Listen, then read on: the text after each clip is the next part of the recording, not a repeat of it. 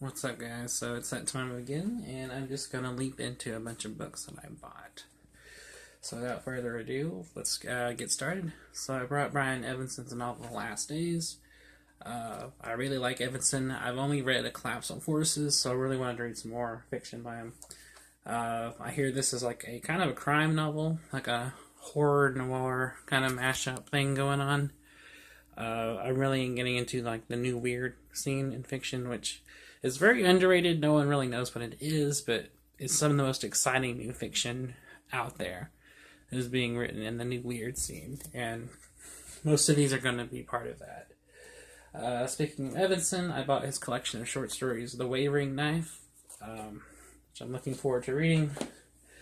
I really like To Collapse the Horses. He shows that he's a great short fiction writer, so I'm looking forward to getting into more of his writing.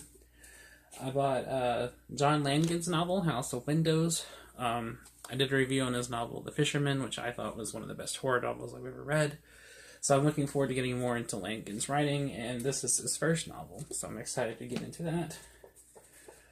Speaking of Langen, I bought a book of short stories by him called The Wide Carnivorous Sky and Other Monstrous Geographies. Langen is definitely one of the best writers I've read in a while, and he's definitely, in my opinion, my favorite weird writer, new weird writer. And I'm kind of looking forward to kind of getting more into that scene and exploring the more themes, the darker aspects of human nature, cosmic horror, that kind of thing. The thing I like most about all these guys is they mash up genre fiction with very eloquent literary prose very well. Another book of short stories I bought is by Laird Barron called Occultation. I hear this book is a masterpiece. A friend of mine really, really loves this novel. He says it's probably like the best horror short story collection he's read.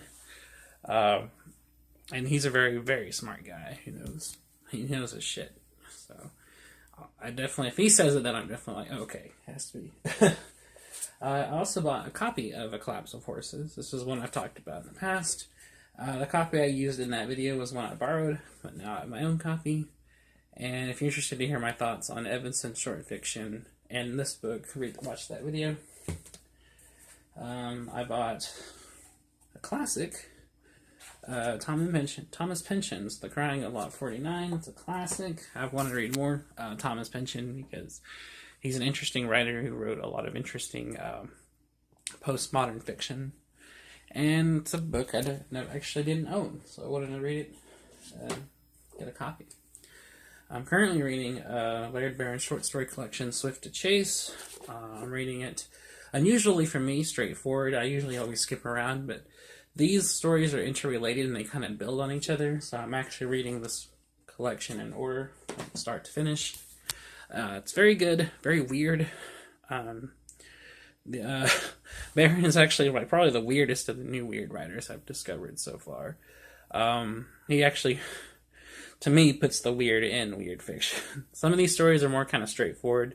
Some of them feel kind of like noir, mashed up with horror. Others feel just very experimental.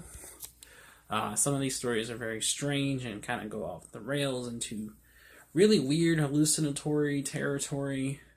And some of them are kind of more just a noir story that happens to have horror elements. But it's very good. I'm looking forward to seeing where it's going. I'm about halfway through, and all the stories so far have been very good. They're very well written, and I'm definitely looking forward to reading more of Laird Barron. And speaking of Laird Barron, I have this novel, Blood Standard, which I hear is kind of more of a straightforward, a crime novel. I hear it's kind of like a mystery novel.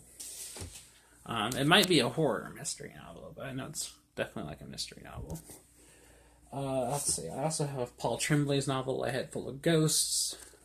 I hear Tremblay's a fantastic writer, and I hear this is an excellent horror novel, so I'm looking forward to reading that. Last up, I bought Terry Windling's novel, The Woodwife, which is a fantasy novel, and I hear it's a very good fantasy novel. I hear it's kind of more in the tradition of magical realism, surrealism kind of thing. It's a novel I've been wanting to read a while. And right now I'm currently going through a nonfiction book called Rip It Up and Start It Again. It's by Simon Reynolds, and it's a history of the post-punk scene in England and America, and kind of how how punk rock gave way to the post-punk scene, and how they started developing more different sounds and different ideologies, and kind of how it gave way to this new sound that was coming out, and how that eventually gave way to like synth pop and new wave and all these things. And it's kind of just chronicling the bands and record labels and ideologies that were springing up, and kind of how like the music journalists at that time were contributing to spreading this new ideology and this new sound. It's very entertaining. I really like books on music, music history, musicians. This one is definitely a good one, and I do recommend. Again, it's called Rip It Up and Start Again. Post-punk from 1978 to 1984. So that's a list of all the shit I've bought recently and books I'm planning on reading soon, and what I'm currently reading. So I'll try to do a video on one of those soon, as soon as I finish something. And I'll see you guys in the next one.